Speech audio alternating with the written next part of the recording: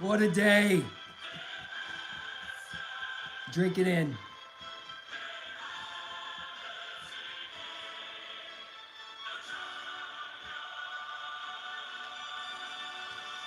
What's up, everybody? Welcome to episode 2 of Shots on Target with your host, Brad Betts.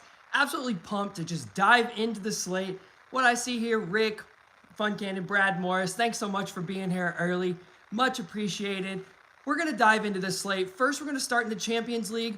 We're going to toss over into the EFL Cup before we finish off into Italy's Serie B. There's so much to cover today. We're going to try to get through this as quickly as we can. As the time goes on, drop a comment. Let us know if you have any questions. We'll clarify anything, or we'll get into any other matches that you have your eye on at the end. So without further ado, let's drop in. Well, the first match is an absolute cracker. Galatasaray is taking on the Young Boys in the Champions League qualification today. They come in, Galatasaray down 2-3 on aggregate. That is a huge deal when it comes to the scoring market. It's going to affect who's going to come out prepared, who's going to come out lackadaisical, what we could expect to see. Let's dive in. Well, Galatasaray, they've scored in 33 of their last 36 matches coming into it, and they've conceded in 13 straight before this. They've hit over 2.5 in 15 of their last 17 matches. They're taking on a Young Boys squad who scored in 5 of their 6 matches this season and 2+ goals in 3 straight. They've conceded in 7 straight and 22 of their last 29, including 2+ goals in all 6 matches thus far in their season.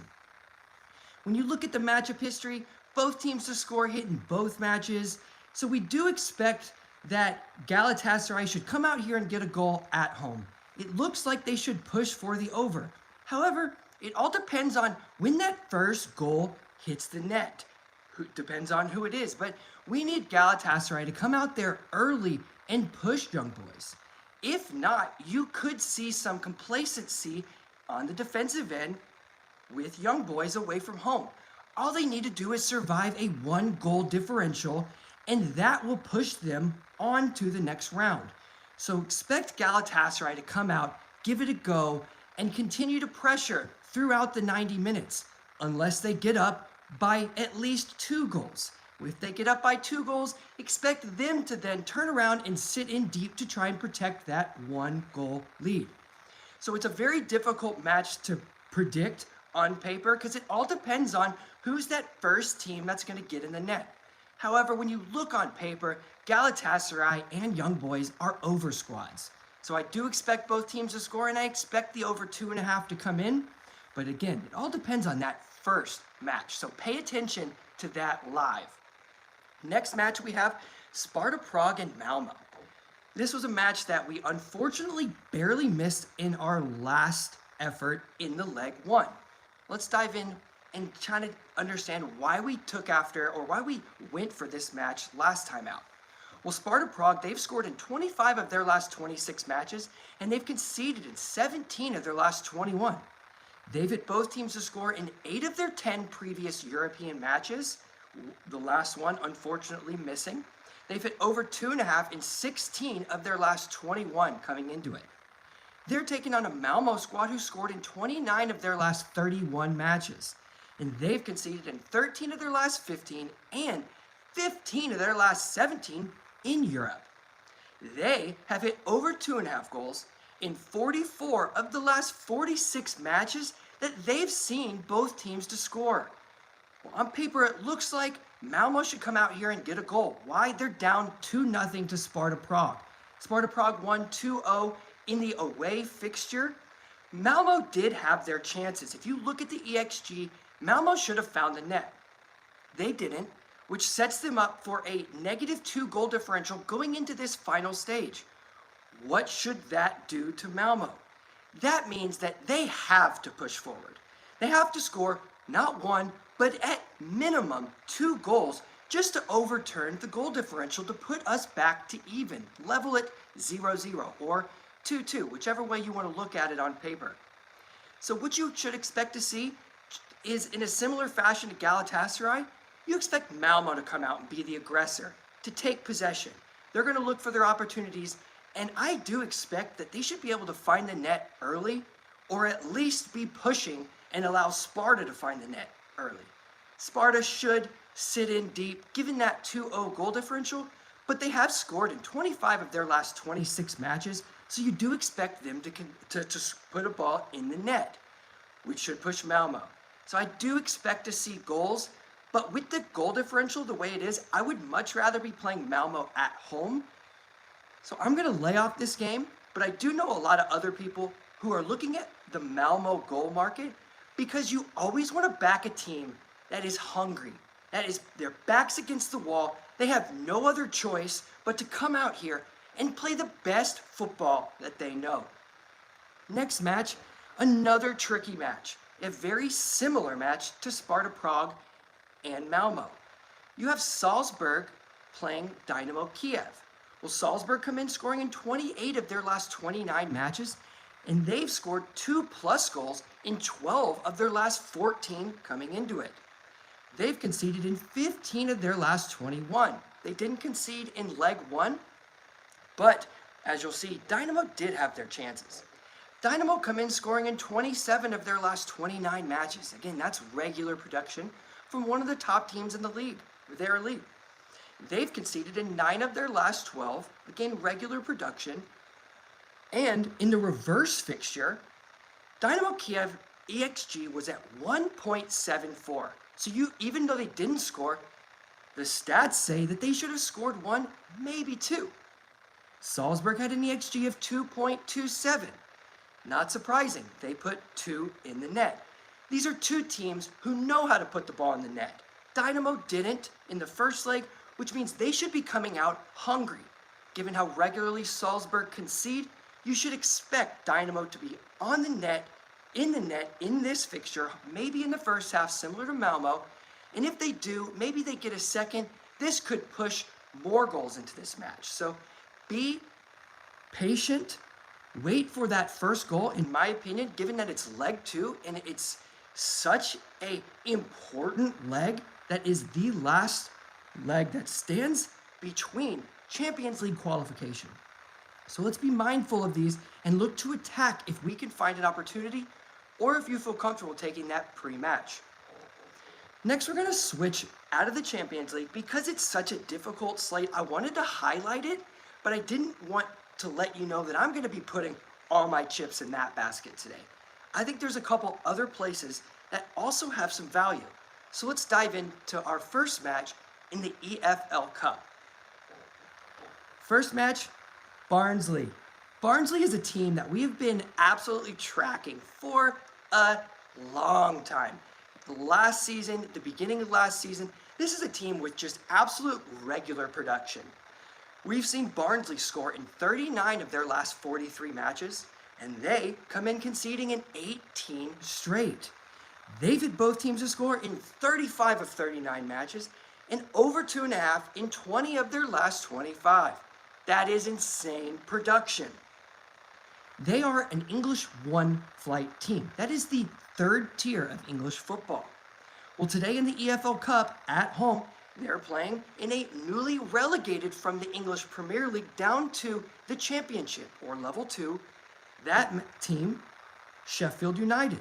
Sheffield United have come in scoring in 17 of their last 20, and they've conceded in 26 of their last 28.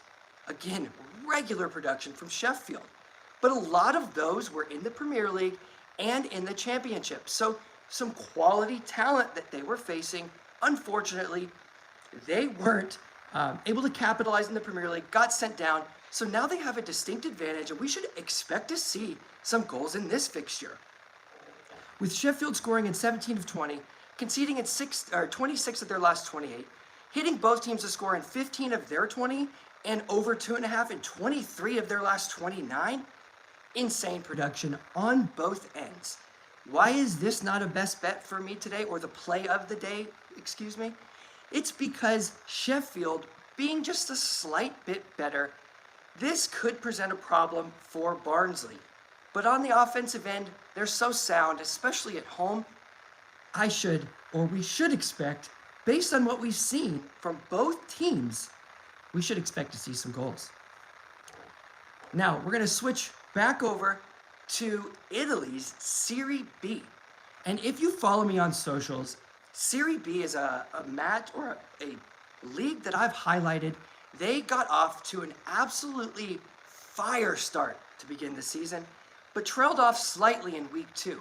Couple teams didn't find the net, which will knock those numbers down just slightly. So we need to make sure that we're focused on the high performers, the teams that have come in performing and are continuing to perform. Our match we're looking at first, Salernitana and Sampdoria. Well, Salernitana come in scoring in 21 of their last 28, and that's 75%. Should tick up, being that they're now at home. They have conceded in 18 straight matches. Regular production. They're letting goals fly in on both ends. They love to score, but they love to concede. And then you have a Sampdoria squad who scored in 26 of their last 32. Good production. And they've conceded in 22 of their last 27. They were a team that I rode in Italy's Serie B last season on a regular basis. Toward the end of the season, they had a few that didn't hit the BTTS, one that they didn't score, one that they managed to not concede. So this is a team that we regularly see production from, but it's more about Salernitana right now. They can't keep a clean sheet, and when you have a team like that at home, you do expect them to score, especially when they're facing a team like Sampdoria, who has such regular production on both ends. So I think both teams to score does look like a really good option in this match. Now our last match, favorite match of the day, what everybody's probably been waiting for, and that is my play of the day. My favorite look out of all of these matches that we highlighted that we should expect to see a lot of goals today. There's one in specific that I am targeting more than the others. So let's dive in. There's a match in Italy's Serie B between Bari and Sassuolo. Bari come in scoring in 13 straight, and they've conceded in 16 of their last 18. Regular production, and thus far this season, they've hit both teams to score in all 3 matches. And they've also hit both teams to score in 11 of their last 13 coming into it.